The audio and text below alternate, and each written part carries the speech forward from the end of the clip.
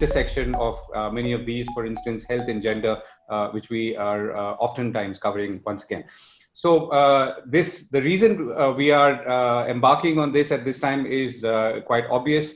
We are in the midst of a pandemic, and also as we see from our vantage point as journalists, infodemic. And this is a good time, as there is adrenaline pumping. People are thinking about responses. People are putting together ways and means to refashion organizations, refashion policy. So it's a good time to look at healthcare as a whole and healthcare financing in specific. So the first one today is, like I said, the Indian health financing landscape, but there are three more. And before I hand over to the moderator for this evening, Bindu Ananth, let me tell you what the other three are. The next one is going to be about commercial insurance as financing. The one after that is going to focus on employee state insurance reforms. And finally, the Ayushman Bharat scheme. So in all, the idea is to get a composite overview on the various ways we can respond to not just the healthcare crisis in general or at large, but also how do we address and make some fundamental changes in our health and public health policy approaches, which use this as an opportunity to bring about fundamental or even transformational change. So on that note, I just to also remind you that a lot of this is going to be found on IndiaSpend in terms of our continuing coverage and the material that will emerge from this conversation and the ones ahead. So, and on that note, from me and my colleagues at IndiaSpend, thank you very much for joining in today. Look forward to seeing you again on future conversations on this subject and more. And let me hand over to Bindu Ananth, who is the founder of Dvara Research. Thank you, Govind. I hope I'm audible. Yes, go ahead. And thanks to all of you for joining us today. I'm delighted to moderate this very important conversation on health financing reform with three really outstanding speakers: Dr. Cristian Baeza, Executive Director, International Center for Health System Strengthening; Dr. Nachiket Mor, Visiting Scientist at the Banyan Academy of Leadership in Mental Health; and Dr. Niranjan Rajadhyaksha, Research Director and Senior Fellow at the IDFC Institute. So I will provide some context briefly, and then bring in the panelists for their remarks. Each of them will get a focus window of about 15 minutes for their remarks. Right at the end, we will have time, 15 to 20 minutes for Q&A. Please post your questions in the Q&A window, and we will try to get to as many as possible. With that, let me jump right into the conversation. It is fairly self-evident that Indian healthcare is in dire straits. This has been made pretty obvious in recent months. But it's also the case that any meaningful reform is at the minimum a 25-year journey. So one of the motivations of this webinar series is to make sure that as a country, as a health system, we are headed in the right direction and really have a good sense of the strategy to get there. And so what this series will do is really examine our health reform choices, principally through the lens of financing. There are other ways to approach it, but we feel that the financing lens has actually not received adequate attention in the Indian context. Financing, just to briefly set that up, looks at mechanisms to raise money. This could be general taxes, this could be payroll taxes, insurance, etc. Thus determining what resources are available, the design of institutions that raise money, and importantly, the allocation of resources to different priorities. The end goals, of course, in all of this is to improve the health status of the population as a whole, preventing catastrophic expenditures that result in bankruptcy of households, something that we worry about greatly, and of course, delivering overall customer satisfaction. Just to set some context here, I want to share some financing related facts. I would also encourage all of you to go to the background note for this session that's been made available to you, I believe, that's been co-authored by Nachiket and one of my colleagues, Hasna Ashraf. So fact number one, the largest share of spending for health in India is actually out of pocket by individuals. This accounts for about 65% of the total. So in this conversation, and I think later sessions, it's helpful to acknowledge that in the current environment, therefore, health is largely a market provided or a private good. The rest of it, the 35% of the pie, is highly fragmented and comes from a number of central government, state government, and insurance companies. And I believe Dr. Baeza has a wonderful graphic that we've all referred to extensively that will show you exactly what that split looks like. Fact number 3, this is emphasized a lot in the background paper, even relative to what we are spending. And many people will argue to you, I think rightly, that we should be spending more as a country. In fact, that's sort of the dominant theme that you hear, that public spend is only about 1% of the GDP. It needs to be much more than that. But important again to acknowledge that even relative to what we are spending, and using the metric of DALI, which is disability adjusted life years, we're actually not doing a good job at all. So to give you a sense, currently India has a DALI rate of more than 35,000. One DALI can be understood as one lost year of healthy life.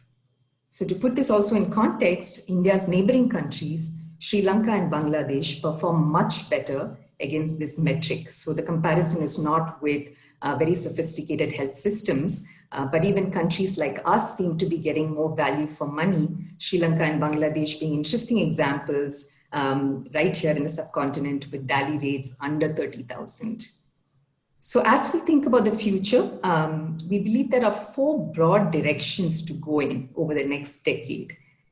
Let me also say here that the 4 directions are not mutually exclusive, but really represent different pathways and priorities. And we will examine each of these in detail starting in today's conversation. The first one, and really the most dominant proposal, I'm sure all of you have heard that and thought about it, is to increase the total health expenditure, particularly the share of public spend on healthcare. Somehow find the resources to get this done because health is critical. In fact, recently, Dr. Pramesh of Tata Memorial, in one of his Twitter threads, called for a doubling in 2 years and a quadrupling in 5 years of investment in public healthcare facilities. And I think this is an argument you hear often. The second sort of pathway, broadly speaking, is to increase the share of pooled expenditure. That is the share of money that's not out of pocket. So the 35% sort of piece. For example, ESI, which is a scheme that we will look at in extensive detail in one of the future conversations, today covers only blue-collar workers in India. What if it were extended to cover all formal sector workers? That would represent a significant broadening of the pool. So that's sort of pathway number 2. Number 3 is to increase the effectiveness of existing pools, which is to say, notwithstanding that the pools are not large enough, etc., can we get the pools to actually deliver more so that participants get experience more quality? What would that pathway look like? And the final one is about increasing effectiveness of out-of-pocket expenditure. Like I said, 65% today is really out of pocket. And even there, I think there is a sense that people are not getting enough value. What would it look like if we really focused on, even if OP were to go down slightly over a period of time, but really also focus on the quality dimension? So these are the 4 sort of broad pathways, like I said, not mutually exclusive, but I think force us to think about a different set of choices, policy choices. Each of our speakers today will examine each of these directions in detail. With that, let me actually start with Niranjan, who's the macroeconomist on our panel, and request him to walk us through the potential of pathway number 1 of increasing significantly the public expenditure on health in the next 2 to 5 years. How feasible is this, Niranjan, given our macroeconomic trajectory? And also if you can give us a bit of a basic sense of what are some of the key trade-offs from a public finance perspective? Niranjan, over to you. So thanks a lot, Bindu and Govind, for inviting me to this seminar. As Bindu said, I'm not an expert on health economics, but more broadly a macroeconomist. But this is an issue which interests me immensely. So I'm going to give a bird's eye view of the health finance issue in India, and especially the public funding of healthcare. So there are three broad overlapping themes which will be there in my next talk over the next 15 minutes. One is the financial stroke fiscal issue. The second is the constitutional issue in sense that India is a federation. So who does what is to be done by the state governments, what by the union government. And third, I want to just tag some political economy issues, because if we think about this meta goal of ramping up public expenditure in health, we can't ignore the political economy issues which face any government. So these are the three broad overlapping themes which run through my remarks over the next 10 to 15 minutes. So Bindu has already given you a view of how much or how poorly funded Indian healthcare is. Most of the money is out-of-pocket expenses. The state is not doing its bit. So let me start by making a broad statement of fact that India has traditionally had very low fiscal capacity, that the ability of the Indian state to fund its various requirements or its constitutional duties is very fragile, which is why we run up against this entire issue about a large fiscal deficit, that we have to borrow basically to even fund basic services.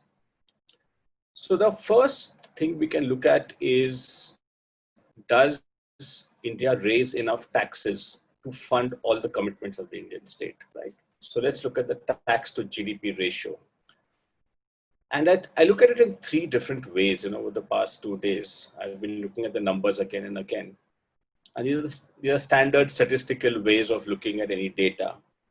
The first is a cross-section, which is at one point of time, how does India compare to other countries in the world? And one broadly sees that India's public health expenditure as a percentage of GDP is more or less predicted by its income levels. So given India's income levels, this is not very far from what you would get as a public health expenditure to GDP ratio.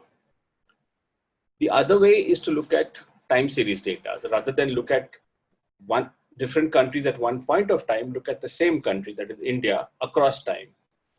And you see that our tax GDP ratio has been inching up over the past 25 to 30 years. I'm saying 25 to 30 years because Bindu said it's a long-term game. So the tax GDP ratio was about 15, just using broad numbers, around 95. And today, 25 years later, it is about 18%, which is not great, but it's a 3 percentage point increase in the fiscal resources of the Indian state.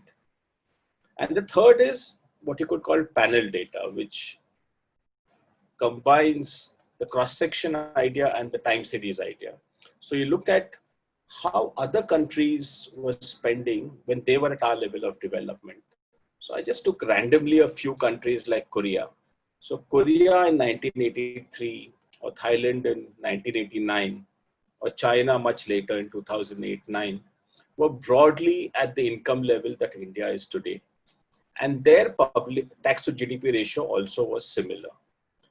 So the point I want to make is that this fiscal capacity problem, or the low tax to GDP ratio, is largely explained by poor income levels in India, right? So we are officially called a lower middle income country, but there's massive poverty still.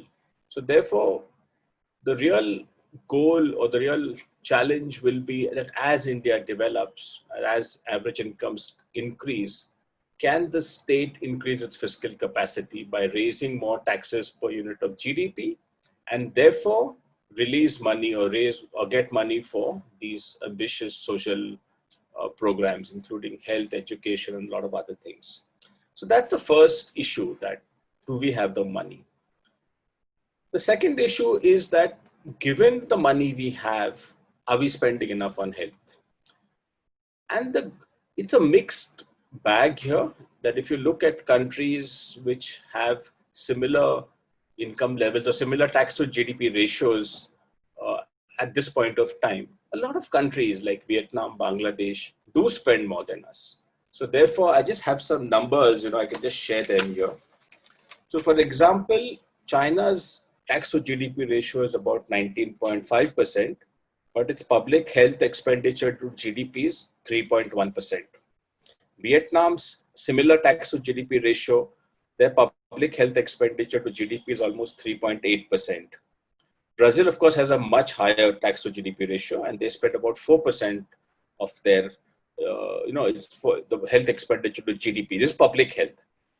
India's tax to GDP ratio is about 17%, but our expenditure, states plus center, is only 1.4%. So even given the constraint of the fiscal resources, there is a case for, given even this situation of increasing the ratio of public health spending to GDP.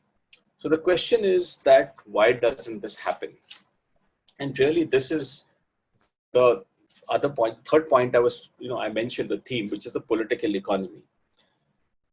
So let me just, before I get back into more detailed data-based points, on the political economy, let me make just a broad sweeping narrative in the next 2 or 3 minutes. So it's going to be a brave narrative. Obviously, any narrative over 3 minutes is bound to have its simplifications, which can be challenged. But here goes anyway. I'll try to, stick my neck out. So the Indian state, as I said, it didn't have enough fiscal resources. So the first leg of our development story, say from 1950 to 1990, the idea was that the Indian state would use its fiscal resources and its borrowings to build physical capital. So it was either infrastructure like, the famous Bhakra Nangal Dam or whatever you have it, or industrial investment through PSUs. So it was a focused on physical capital rather than human capital. So most of the human capital spending really happened at the top end, which is science institutes, the IITs, the IIMs, etc. Similarly, just like education, public health was underfunded because it was a political economy call that we need to build physical infrastructure rather than human capital, the physical capital rather than the human capital. Now, this switched in 1990, where the Indian state started withdrawing from the task of building the physical capital in the country. Right? This is the reforms that the private sector would do that part of it. So the question says, then fine, if you don't need all these industrial investments via the state, what are you going to do? So one obviously is tax cuts to transfer resources to the private sector to build this physical capital of the country. But what was left over, it was very clear that it was going to be invested in health, education, and other forms of human capital. And if you read Manmohan Singh's early budget speeches, it's very clear that the state will not be building the next steel plant, but it will be building more schools, hospitals, public facilities, etc. Now, this was predicated on one very big assumption, that India would follow the East Asian path and the private sector investment would create jobs for large number of Indians who could move from farming to factory jobs. Now that didn't happen, you see, and there were pressures for subsidies, etc. So after 2008-9, the Indian state has moved into a third mode, which my friend Ratin Roy calls the compensatory state. So instead of a development state, we have a compensatory state. So what the Indian state is now doing is saying that, hey, we can't give you jobs. We can't, the economy is not delivering the jobs. We can't build your public goods, but we will hand you money. We have this jam trinity, which is Jan Dhan accounts, Aadhaar, and mobile phones. So we'll basically transfer money to you. So this is the changing political economy of the Indian state. And with that, there's a sub-narrative of how the Indian state has looked at social sector spending, including health. Now, the third big issue is of fiscal federalism. That if you look at the public finance in India, India is a federation with states, union government, state governments, and after the 73rd and 74th amendment to the constitution, we have a third tier, which is the panchayats, the urban bodies, etc. But for now, let's just look at the states, governments, and the union government. Generally in India, the central government raises 60% of the taxes, but the state governments do 60% of the spending. So there is a need to push money by the center into the states for the states to meet their commitments, because most of these local public goods, which is policing, education, health, are actually the task of the states according to the Indian Constitution. So now this fiscal federalism issue of how does money, center is collecting the money, it does spend on some health schemes, but it has to also transfer a lot of money to the states. So how is that money being transferred through the finance commissions? Is enough being transferred? And then what are the states doing? So I just want to share again some, numbers for you. So if you look at the number of, Indian government spends about 1.4% of GDP on public health. Out of that, about 30 to 35% is spent by the central government, and about 60 to 60 or 65 to 70% is spent by the state governments. This is the data I've got from the national health accounts, which the government releases. So actually, when we think about the public finance angle, we have to think of the states more than the center, the fiscal situation in the states, right? So it's interesting if you look at the gross budgets of the states, all the states together, right? Which from the rich states like Delhi to the poorest states like, say, Bihar. And you aggregate them, I find it interesting that in the states, health spending as a percentage of the state GDPs is about 0.75%. But the spending on education is about 2.8%. So this is again another issue which perhaps can be taken up later in this session or later sessions, that we have seen a greater acceptance of education as a public policy goal, and we've seen even private spending on education among the poorest families is rising. Health somehow does not tend to be resonant either politically or in social context. So this is a puzzle. I just want to take a little diversion. A few weeks ago, I heard a series of lectures by the economic historian Tirthankar Roy on epidemics in Indian history. And one of the issues discussed there was precisely this, that India, we are in this pandemic, but India has had several epidemics of flu, of plague, of cholera. But even the Indian national movement in the pre-independence era never made public health a central pillar of its critique of the colonial state. Education was always important. So why is social choice tilted towards education rather than health? Why is it more politically attractive to spend on education rather than health? Is a question I have. I don't have an answer, but perhaps at some point it's worth discussing this. I think that generally, if you see as India develops, my guess is that this simple line of best fit, if you follow that logic, it has its limitations, but that India's tax to GDP should gradually start rising. And by the end of this decade, of course, this pandemic, puts everything into question, all economic forecasts. But by 2030, if we have a tax to GDP ratio of about 20 or 22%, that's about 4 or 5 percentage points more.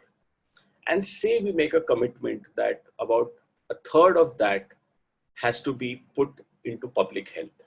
So at once you've doubled your public health to GDP number. So now we have to all make a case for this to happen. It has to be an intellectual case. It has to be a political case, but it can be done. So I think that doubling over the next 10 years as a percentage of GDP is not unusually, A second thing, I should have said this before. When this number public health spending to GDP is discussed, see, one thing which strikes me is that only a certain type of things done by the health ministry is considered. I would ask this question, that should the budget for water and sanitation also be included in the public health budget when we think about it as not as a budgeting exercise, but as a more of a policy framework, because a lot of public health issues also arise because of poor water quality and sanitation.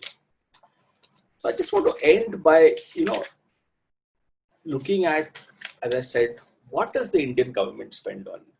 So Bindu has obviously asked that, what are the trade-offs? Like, if you have to take money for public health, where do you get it from? So there are 2 points I want to make here. One is that the Indian government, a lot of its resources are actually locked, right? So a large part, interest rates on old debt, salaries, pensions. We can add defense also now. Given the situation, defense is something which cannot be touched. So about 50 to 60% of the budget anyway is locked in.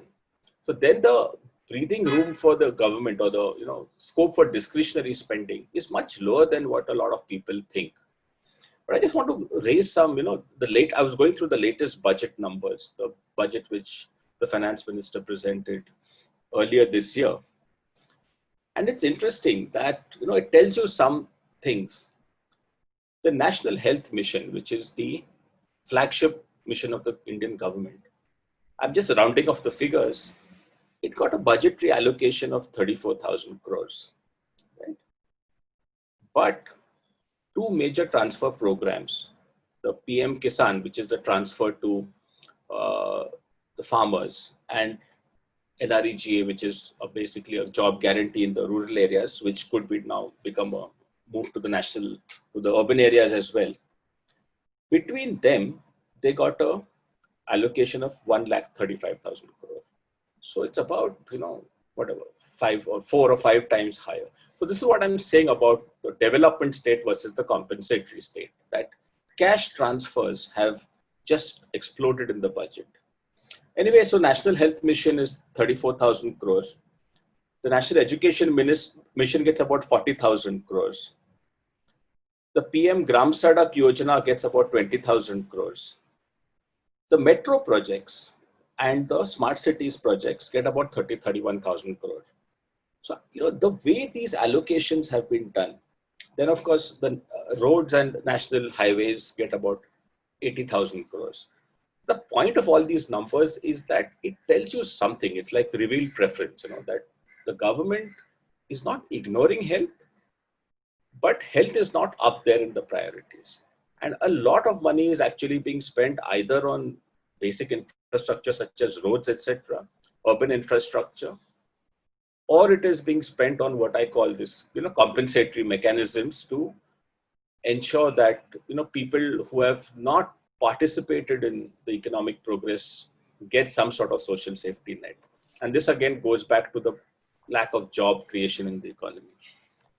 So I think we have to think about, how these allocations are, why are these made? And it again goes back, just to reiterate to my earlier question, that we can look at it as a pure fiscal issue, and it is there. The tax to GDP ratio is low, but it can be increased. But also, given the current situation, why don't governments spend more on health?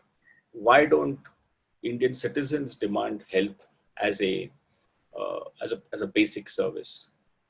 One last point before I wrap up is that, this entire issue of, as I said, that the government strategy of saying that we can't build this, we will give you money. Now, I'm not completely close to that idea. I think, for example, education vouchers or health vouchers are an idea worth pursuing. But I'm a little suspicious about solutions, one-shot solutions for the entire country. I think that these sorts of cash transfers or specialist vouchers work better when you have deep and well-regulated markets. But when you are in situations where there are single providers, so the markets are not developed, it can lead to price, just monopoly pricing of these things. Or the option, it's simple. So, for example, in Mumbai, if I get a food voucher, I can walk down the street and have 20 people who can sell me food. If I'm in a remote village, perhaps there's only one shop. So the incentives of that guy is to just increase his prices because he has no competition. It can happen in education. It can happen in healthcare. The other thing is the government, given the flow of things these days, can say that we'll mandate the prices, but then that destroys the idea of a market-based solution to this. So I think that I'm not a health economist, but I feel that we need a more nuanced and rich set of solutions, which include higher public spending. I think higher public spending should be the linchpin of this entire strategy, but also quasi private sector solutions like health vouchers or cash transfers or insurance. So I'll stop for now and hand it back to Bindu, and happy to take questions later. Thank you so much, Niranjan. You raised many interesting issues that I would like our speakers to come back to towards the end. But for now, let me move to Cristian.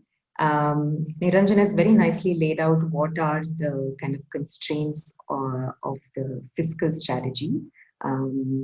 And so assuming, Cristian, that the public spend rises somewhat gradually, clearly it's not enough to produce dramatic changes. What are the other options available to us as a country? And in particular, if you can speak about the other risk pools, which is not the government pools, and what are some of the opportunities for reform around those? Over to you, Cristian. Thank you so much. So let me first thank you for the invitation. I feel really privileged and honored to be here. I think I am the only international guest among very wise Indians.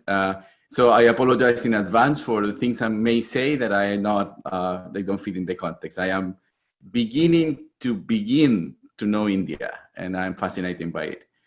Second, I want to thank Nachiket Mor. I have a debt of gratitude to him and to Amrita Agarwal, who reintroduced me to India, and by doing that, really created a special place in my heart for India. So thank you for inviting me.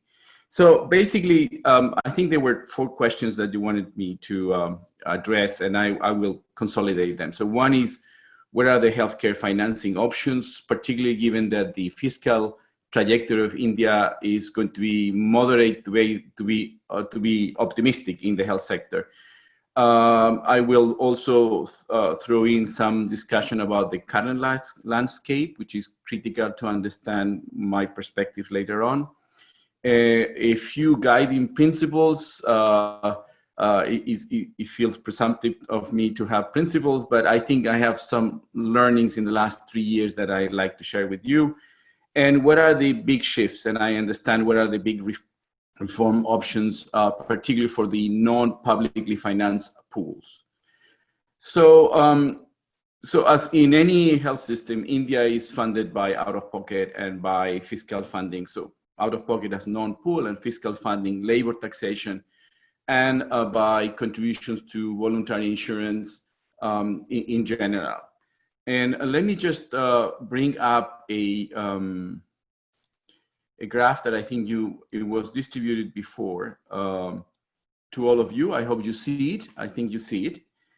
So basically, this graph from 2018, which has data from 2015, but the relative weights of the data are similar, shows the distribution of funding in India in 2015 across all the pools.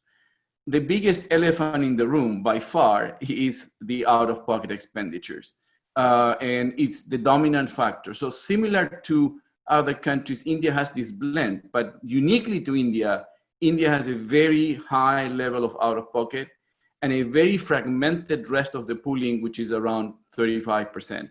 I personally believe that there is a significant underestimation of the out-of-pocket in India, given two things. One, the levels of informality. Second, the issue of robustness of data.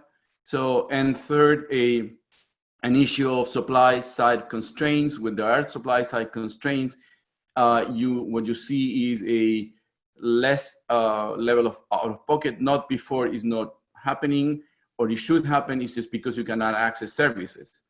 So these levels of out-of-pocket has been stagnated for the last, I would say, more than a decade, if not 20 years.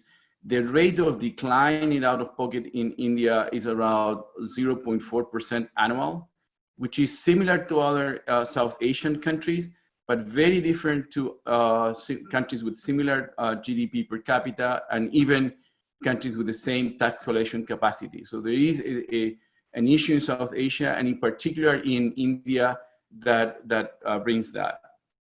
So let me back to me. So I believe that it is clear that there is a need to reduce out-of-pocket and shift the out-of-pocket to risk pooling, to the aggregation of this funding.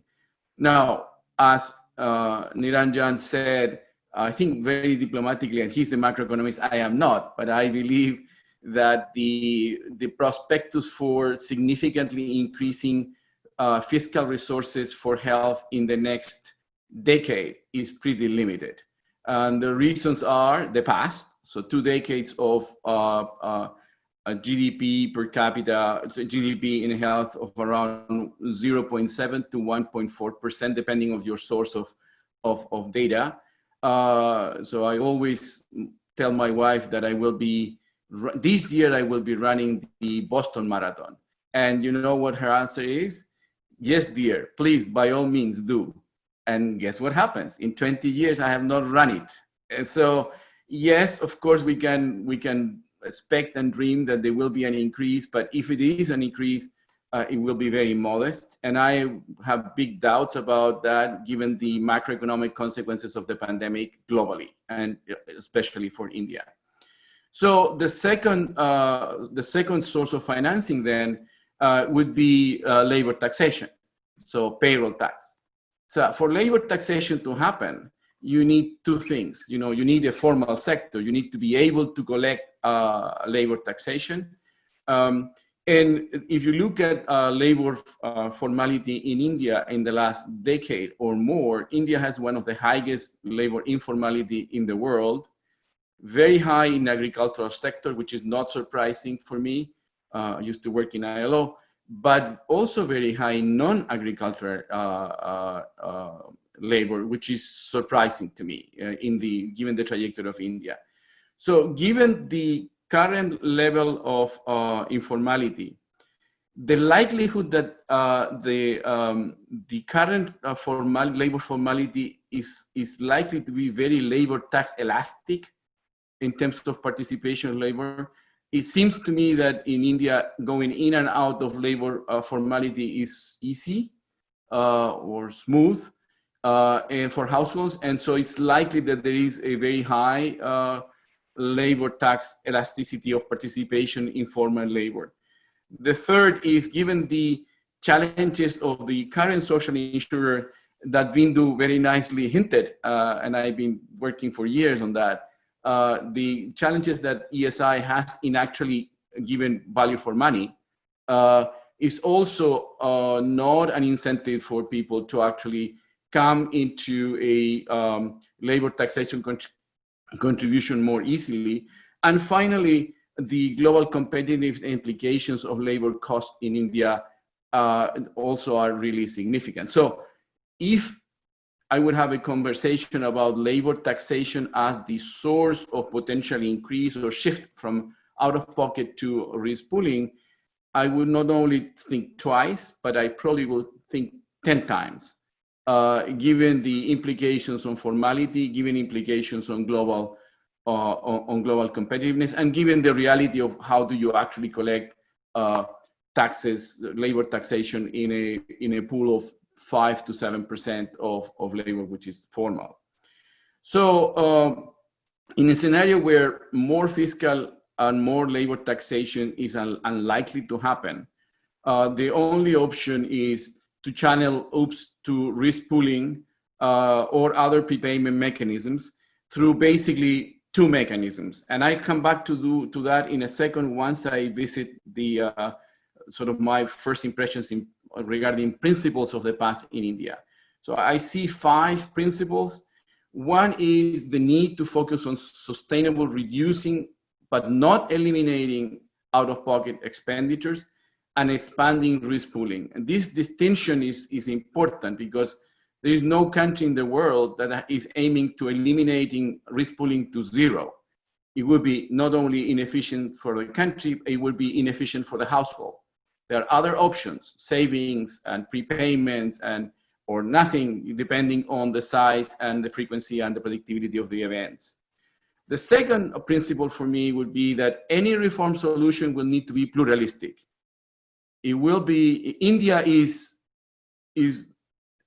as complex or much more complex than Europe as a whole, is really many Indias. And so it is likely to be plural in the source of financing.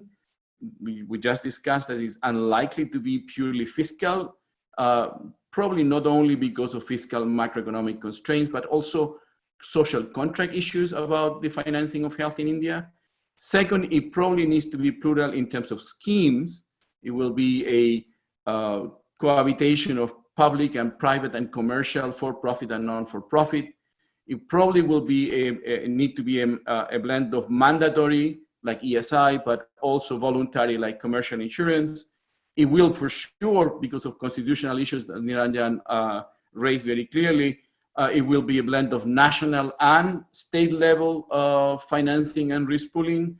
And it will be probably a mixture of risk pooling as we know it, insurance, and also prepayment, which in my view, commercial insurance in India looks much more like prepayment than insurance today, given the regulatory challenges. The third principle is that, and this is one I'm going to get a lot of tomatoes for, but you know, I will take the risk. So although the reform is for universal coverage, it's likely that in the transition, it will be a diverse transition, and it will be an equal diverse transition. And I mean by that likely for a long time in the transition, not only reality would dictate differential packages and differential financings, but also the need for having incentives to bring in informal non-poor into the equation will dictate a need for differential benefits. Countries that have opted for equal benefits regarding of whether you contribute or not contribute have found themselves in pretty difficult situations. You can look at Colombia and their fiscal impact now and 20 years ago. My fourth principle is that, and I really learned this by having India back in my heart now. Thank you, Nachiket, for that. I said that. India, you know, can learn a lot from paying attention to international experience, but it has to plow ahead with its own path.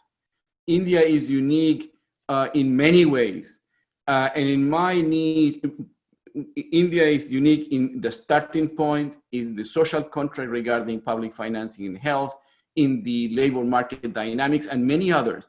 And likely it will need to be unique in innovating ways to transition out of pocket into risk pooling with very unorthodox responses.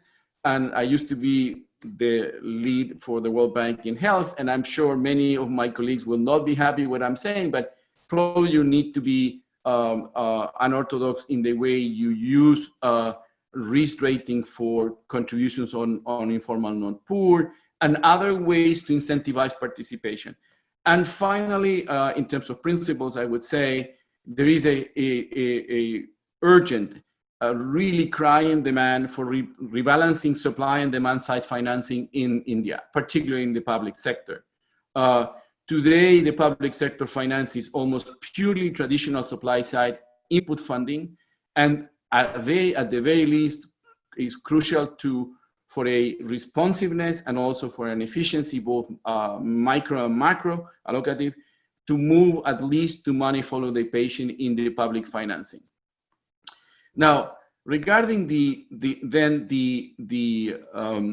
question of necessary big shifts, which I translate as path or potential options for reform, let me just use another little graph here that my colleagues and I prepared some time ago. This is a bit of a complex graph, but basically on the left it tries to show the composition of out-of-pocket in India today.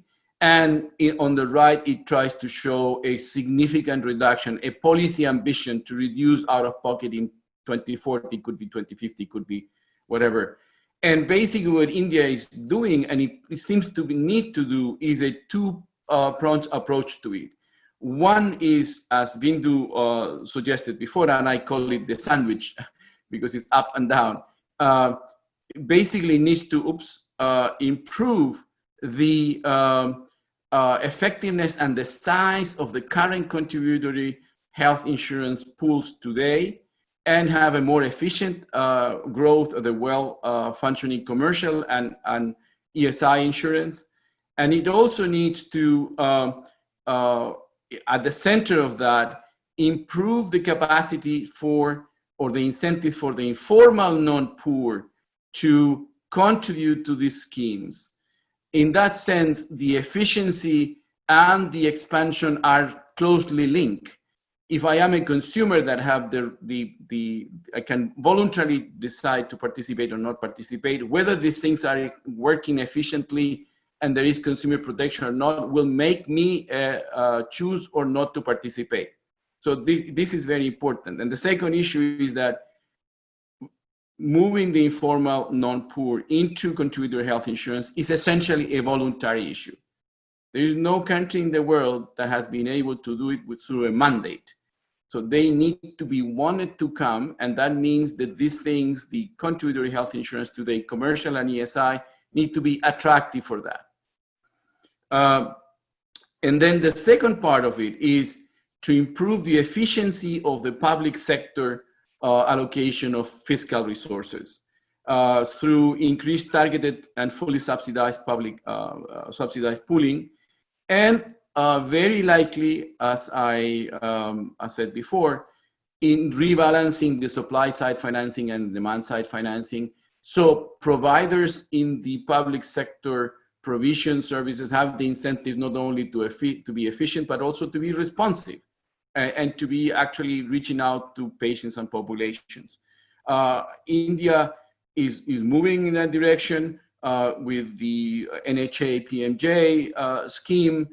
I think the size, as we saw, of the PMJ NHA scheme is not what excites me. It's big because everything is big in India. But compared to the challenge in India, NHA is small. However, it is like an atomic ant, if I may put it that way, because it has a tremendous potential for constructively disrupting what is happening in healthcare in India in the public sector. And that is super exciting. Now, more specifically regarding the path one, the improvement of the existing risk pools, and with this I finish, so I don't take much time that I was suggested to. But basically, regarding the improvement of the current situation, there are two steps, I would say, an immediate no regret set of actions and a longer term conversation about options. I have to confess to you, and with this I am with Niranjan, that the political economy of India, the biggest democracy in the world, maybe think that the long-term options will be a political idea market solution rather than a planned solution. But there is a lot of things can be done in the no regret immediate. And there are three buckets in that. One is the national level, the second is the state level, and the third is a combination of both. At the national level, there are two things that are crying to be part of the reform. One is to improve the performance of ESI. So ESI is one of the two big components for path one, which is the increase of risk pooling through contributory. ESI has tremendous challenges, and is really not providing value for money. If I with a lot of love to ESI, I say that because I work closely with them. The second is to improve the performance of the commercial insurance market, both publicly owned and privately owned. I work in health insurance all over the world, and I work in regulation. And I believe that market failures in the privately owned are significant, and the regulation is not up to where it should be. And I can go deeply. And I think governance challenges in the publicly owned are equally challenging and require very significant changes in governance, particularly in management of reserves and others. At the state level, I think the biggest challenge is the consolidation of the de facto or de jure multiple pools and fragmentation of the pool, and ensuring portability of benefits and more efficient way of managing a more consolidated pool. At both levels, state and national level, the innovations on bringing the informal sector, informal non-poor sector, likely in a combination of products that will make it attractive for them, but also will not shoot you in the toe. Because if you have short-term consumer blindness products that will satisfy demand today, you are asking for risk dumping and a crisis 24 years in front of you, as the Chileans had, as the Americans had, and so on and so forth. So let me stop here. Sorry for taking more time, and thank you for the invitation. Thank you very much, Cristian. And I think it's not a coincidence, but all of our future sessions will exactly look into what you described as no regret moves and things that are outside the fiscal, but can really make a big difference in the next decade or so. So thank you very much for all your work on that. Nachiket, let me turn to you next. And I'm actually going to ask you, Nachiket, to respond. I think Niranjan and Cristian have made very interesting, wide-ranging kind of observations and thoughts. Just your reactions, and if we have time, we will ask you more. Thank you, Bindu, for inviting me. It's wonderful to reconnect with Cristian and with Niranjan, and to hear them once again, share their wisdom about where the country is going, where the challenges are. And clearly, there is not a lot that I can disagree with them on. I mean, there is no question that there are a number of issues that are going on underneath that need to be addressed and that are puzzling. I mean, it's interesting what Niranjan said, that the state has moved from a particular self-image of itself to another self-image of itself. And maybe some of it is coming from what Cristian is saying, which is it pooled money, it put money into things, it didn't work, it didn't give the outcomes. It's an interesting perspective Cristian had to say that is an entity like ESI acting as a barrier to formalization. Because if you're not getting value for money and yet you are charging people and only giving them half, and you're charging relatively poor people, blue collar workers, maybe you're signaling to them, stay informal. Because if you come in here, a reasonable portion of your money will get taken out, even though you're outside the formal tax net, into the informal tax net. Also, this issue that Niranjan said, which I feel needs a little bit more, we may not have time today, a little bit more interrogation, because I do believe that we have to go deeper into the state, at the state level, rather than nationally. And in some ways, this notion that Niranjan had, as incomes rise, these expenditures will rise. Well, we haven't seen evidence of that at the state level, right? Bihar, in fact, we've seen the opposite. Gujarat, Maharashtra, they are spending 0.5, 0.6% of their GSDP on health. So as they have gotten more money, they have cut health expenditures or a proportion of money that they spend on health. In fact, Kerala is amongst our richest states in terms of per capita income. It spends less than UP does as a proportion of its GSDP on healthcare. So in some ways, maybe I'm, kind of making things a little bit less positive, less optimistic as to what is going on here, because it seems puzzling that you are seeing this kind of trajectory of tax allocations going on, when there are several countries around the world, and certainly our neighbor Thailand, our neighbor China, they didn't start out with such high allocations. And Thailand switched its allocation towards healthcare significantly, not today, at income levels that were pretty low 20 years ago. I think there'd be a real value to maybe separately having a conversation about, is there a political conversation to be had here? Is there something there that is going on? But there's also kind of a deeper issue, which I think we need to interrogate a little bit, and again, Niranjan used the word public health and public expenditure in kind of one breath. But actually there is a distinction in these words. There is core public health, essential public health, which is what we call, non-rival, non-exclusionary public goods, merit goods, things with externalities, etc. Even Indian expenditures are more than adequate to fund those. They're not necessarily being funded fully, because some of that money that should have stayed with public health, like vaccinations, like vector control, like eradicating lymphatic filariasis, for example, have moved into setting up curative machineries. And there's real value to thinking about. This is something, for example, Jeff Hammer has been saying for a long time, is that first get the core public health work done. And it's again an issue as to, what is it that we can do there to finish that activity. The second, which I think is also another curious thing, I think the state was imagined in the 50s in a self-image of, I will comprehensively serve the entire population with full service healthcare. So then it didn't matter whether I started with private curative or I started with public health, right?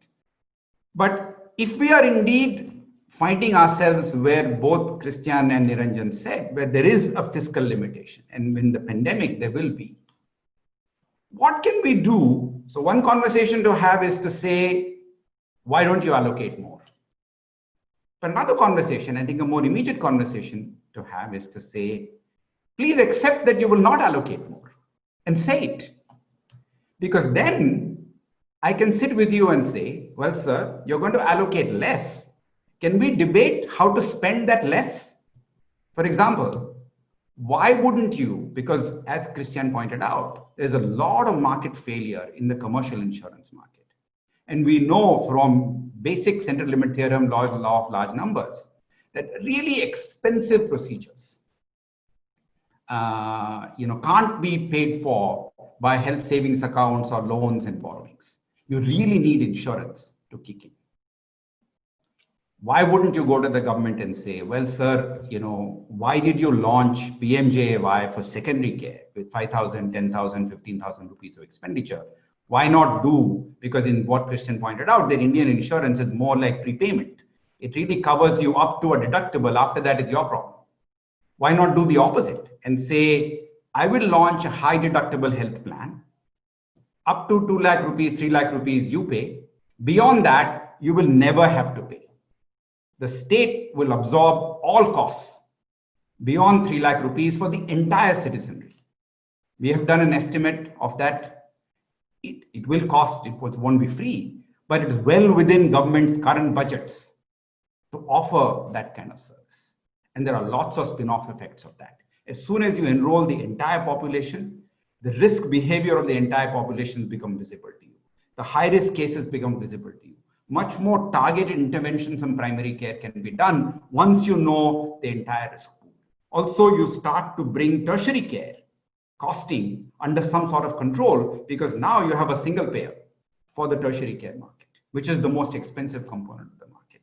So I would say, there are clearly strategies within the current structure that are possible But unfortunately, in any conversation I participate, I hear both things at the same time. We don't have enough money, but we will run the system as if we have enough money. And we will wait for Godot to show up, because that's the mental frame in which we are actually built. And I see these conversations today. I mean, it boggles my mind why ESI has not been doing more than it can. 45%, I don't know, Cristian has the exact number, claims ratio, 50% claims ratio. I mean, if an insurance company did that kind of claims ratio, there would be a hue and cry. People would say, give us back the money. In the US, the law is, if your claims ratio is below 80%, you give back the difference to the public. Here we're talking about 45%, 50% claims ratios, right? And a cash balance of over 100,000 crores. Right? So that's an unusual situation we find ourselves in. So my view would be a dose of realism, a dose of pragmatism, acceptance of our reality of where we are. There's a lot of room that can come forward. Even on out of pocket, I'm not actually if you look at Jishnu Das's work, you find that while it is true that there is a lot of price elasticity in primary care because of hyperbolic preferences, there's underconsumption of primary care. Indians are spending a lot of money on primary care. They're not buying good primary care, but they're spending a lot of money on it. Partly because they can't afford anything else. All they can afford is this. Can we get them more value for it? I mean, I've gone to rural NGOs again and again. You find women that have spent 20,000 rupees, 25,000 rupees, and then show up, at some facility which gives them reasonable care. I feel bad. She didn't have the money in the first place. Couldn't we have taken that money and given her more value for it? Is there another role? I mean, one thing that Kerala does beautifully, according to me, is the state acts as a benchmark competitor. It's small, but it's like a powerful quality benchmark. It's a powerful price benchmark. So it disciplines the private sector. Now, is that an opportunity for us to explore more? So I'm actually more pessimistic about perhaps the government side of the money portion, because I do worry that states that have gotten richer have not allocated more, but a lot more optimistic that given our current reality, we can actually find pathways that will converge over 15, 20 years, rather than as we find them today, diverging further and further. More markets, more C-sections, 70% C-section rates, extremely high hypertension rates in rich states because there's no primary care. These are divergent pathways, not convergent pathways. Anyway, I'll stop here, Bindu. Nachiket, thank you very much for reiterating, I think, many of the previous perspectives around saying, let's get pools to work harder, ESI insurance, deliver better value. And, that's, linked to what Cristian was saying, that will then draw in more of the informal sector, non-poor. And also, I think you raised a really important point around saying, let's also look at the composition of public spend. And is it possible to direct it towards things that may be more classically thought of as public goods, particularly coming out of this pandemic? I think that is also a very important perspective. In the interest of time, I'm going to combine sort of my questions and those coming from the audience and maybe take another 10 odd minutes to get through them. But Cristian, maybe you can take this question from Monica Hallen. Around, if you think about PMJY as a pool that has been risk pool that has been created, it has been created in some sense exclusively for the poor, defined in a certain way. Is it desirable? Why would we not open up that pool and that program also for the non-poor, but on a contributory basis? Or do you think it makes sense to carve out a separate pool there? If you can just give us a quick sense of the issues involved there. Thank you. Yes, and no. So let me explain. In a steady state, when a public insurer for the poor is well developed and has the capacity to really firewall the subsidies for the poor from undesired cross-subsidization to the non-poor. There is some desired. You will need to probably subsidize the premium to bring the informal non-poor into the equation. But for the time being, it is, I think, very dangerous for the poor, in my view, that you bring both together without having that firewalling. I used to be the CEO of the National Health Insurance in Chile. It's a tiny country. It's your census error, the size of the census error in India, but it functions. And the National Health Insurance has three pools. One is the fully subsidized pool for the poor. The second is a missing middle, is a partially subsidized, and then the third pool is non-subsidized, completely self-sufficient. They are fully firewall. You know what's happening in all of them, and they have differential benefit packages. I think PMJ, as I said, I'm super excited about it. It might be very difficult to have differential packages for contributory and non-contributory at this stage of development. And once you get a single equal package for contributory, then you are in trouble in terms of incentives to participate. There is plenty of evidence about that. So I hope that I answered the question. There's also, Cristian, a related question around from Piyush Sinha. What does an informal sector risk pool look like? From other countries, who are participants? Is it all contributory? What might that look like? Yeah, it's a very good question, likely a loaded question. And this is exactly why which I welcome, by the way, is a good loaded question. This is exactly what I said. India need to look at the world evidence, but it will probably need to plow its own course. Because in most countries, the only way the informal non-poor coverage has been solved is by growth and formality. Now, that would mean probably for India to wait for 15, 20 years. So the question is there a way to innovate so you can actually create incentives for the informal non-poor to actually pool? And I think they are. And I have seen discussions in the Indian government, which are very interesting and exciting in that sense, the middle discussion. It would need probably to be a value proposition for the informal non-poor that will probably do not reflect full actuarial cost of the coverage. So you will need to probably subsidize it to make it interesting. Second, it would require a very careful crafting of the package that balances the need to have real insurance, because if you do poor prepayment for things that do not really change your health trajectory, don't protect you, why are you having insurance? So a package that is attractive, but at the same time, a package that actually provide coverage for catastrophic events. And how you do that is complex for the informal sector. The third, it would need to be a fully firewall from other subsidies that are not intended. Intended subsidies fine, but the implicit leakage of public funding for that could be a complication. Very difficult to do, but I think the only path forward, if you want to move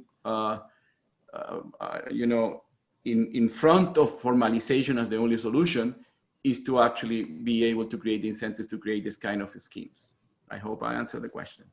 Yes, very much. Thank you. In fact, there's a recent, the labor code in India also talks about how even, the so-called gig economy workers, that employers, your Uber, etc., needs to start contributing to social security payments.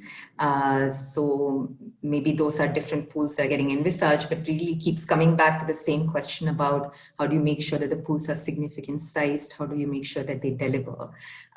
We have quite a few questions on commercial insurance, and let me make a plug here for our next panel, which is entirely dedicated to this question about how do we expand? I mean, commercial insurance in India is that's tiny relative to even the size of our well-to-do population.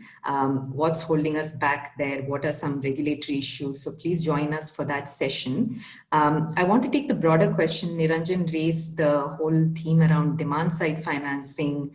Cristian also alluded to that to say that we need to kind of rebalance the supply-side, demand-side financing approaches.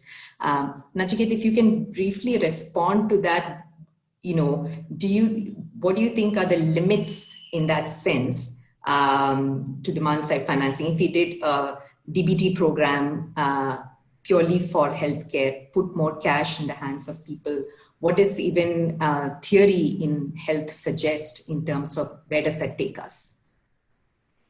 We know from a lot of global experience, and Cristian is the expert, so he may correct me if I misspeak, but that approaches that separate healthcare from health insurance are a recipe for high inflation. Because now what happens is that both sides are competing, and this is the famous arrow-poly dialogue. When at the point of consumption, the service is free, you get excess supply and excess demand, and it produces high inflation. The opportunity to me, which is one of the reasons why I continue to believe ESI is a powerful tool, ESI could be a Kaiser Permanente. It's a fully managed care organization. It has enough money. It has the ability to contract out healthcare, not simply hand over money to people. The other concern I have about demand side, because if you had enough money to do full service care, that's fine. But if you said to people, I will pay for hospital care, I don't have enough money to pay for primary care, right? You will end up in a situation which some states have ended up, where hemodialysis becomes 70% of your insurance claims. It's already, I'm told, tracking 25%, right? Because you don't have any hypertension control. You haven't thought about hypertension control at all, right? So in fact, my instinct is, can the corporate sector under the commercial insurance market be permitted to launch managed care programs? This is something that we have sought Cristian's advice on in the past. Why can't a large hospital group, like in the US, say, I will launch a managed care program myself? Because one opportunity we have today is that the corporate sector is tiny. It's 2% of the entire market. All the big names that we hear about, are the tiny portion. They want to grow. Can we give them a good pathway of growth? To me, managed care is an attractive pathway of growth because now it brings insurance and healthcare into the same, I've used this analogy before. Health insurance is half a car. Healthcare is the other half of the car. And selling health insurance by itself, and I worry greatly about what Niranjan has been saying, which is the compensatory state, right? Because we know markets fail in healthcare. They fail in education. They fail dramatically in healthcare. There's massive information asymmetry, massive uncertainties. You hand over money to people, they are not going to look after themselves well. You wouldn't even have obese doctors if it was so clear that, people with money and people with knowledge can look after themselves. So I'm nervous about, kind of silver bullet fixes. I think these all have a role. I think somebody, Cristian or Niranjan, said we need to be plural in our approach. We need to, unfortunately, pursue 6 ideas at the same time, and kind of build mass across the board rather than go one pathway. Right. And I think also, the point that Niranjan sort of alluded to in terms of price control, etc., we'll explore that more in future panels. But I understand from Nachiket that, that is not at all outlandish idea. In fact, most countries do heavily regulate pricing in the healthcare sector. So, maybe we need to kind of think about these issues in a little bit more detail. But we are almost out of time. I want to give Cristian, Niranjan, Nachiket, if you wanted to make any final comments. Otherwise, I will move to wrap up. No, thank you very much. Just to say that I'm delighted. I am very excited about the discussion in India. There are things in India that make it less constrained. So there are issues, for example, the fact that 70% of healthcare is provided by the private sector, which is a challenge, at the same time is an incredible opportunity, because in the country I come from, a region where I come from, there is no way you can begin from more greenfield discussions about how you do the public financing to private provision that you have the opportunity in India. There's no way we can do that. So thank you for the invitation. I will be watching with a lot of interest the other 3 sessions. They are very close to my heart, as India is, and I appreciate the opportunity to continue to be connected. Thank you. Thank you, Cristian. Niranjan, any final comments? No final comments, Bindu, but just thanks again to Govind and you for inviting me to participate and getting the opportunity to share the stage with Cristian and Nachiket. And thanks a lot. No, I think it was wonderful to get your perspectives, because, you know, even as we are approaching this from a financing perspective, and sometimes there's no sense of what is a resource envelope, and, you know, more money in the health pot means what are we taking it away from? So your remarks were really helpful. Nachiket, any final comments? No, it's a great panel, good discussion. My only request to you and to the panels that you are developing is, let's focus on the here and now and pathways that we can begin today. You know, somehow I've gotten too many conversations which are, you know, what we will do 10 years later, 15 years later, without clarity on what can we do today, so that the 10 years later, you know, as you know, I'm a trader by my original background. The long run is a series of short runs. The long run doesn't happen in a day. If you don't have a short run, there is no long run. And I like the fact that you're focusing on pools, because I think they are key. They exist. The money is here. How can we use them better? And then think about how do we grow them? What can we do more as we go forward? So thank you again for having me here. It's wonderful to listen to Niranjan and Cristian about what's going on. Thank you.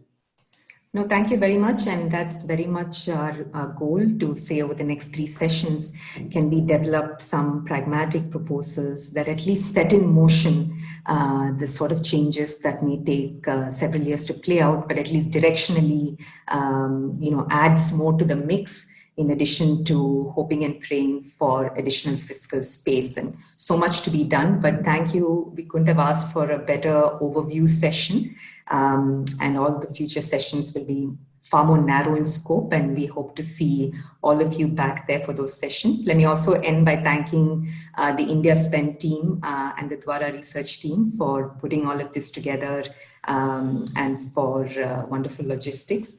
Thank you all. See you next time. Goodbye.